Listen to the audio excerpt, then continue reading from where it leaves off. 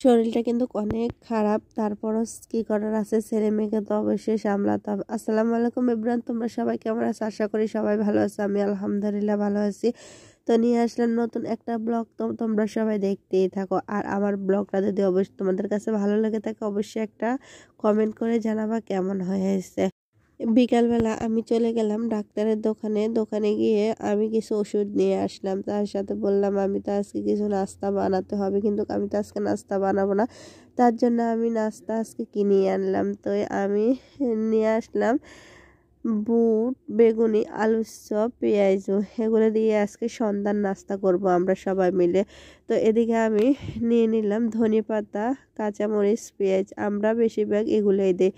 এগুলো আসলে মুড়ি মাখার সাথে আরও কিছু কিছু দিলে আরও ভালো হয়। তো আমাদের ঘরে যেহেতু কিছু ছিল না, তার জন্য আমি আজকে এই সাদাসিধেই মুড়ি বানাবো।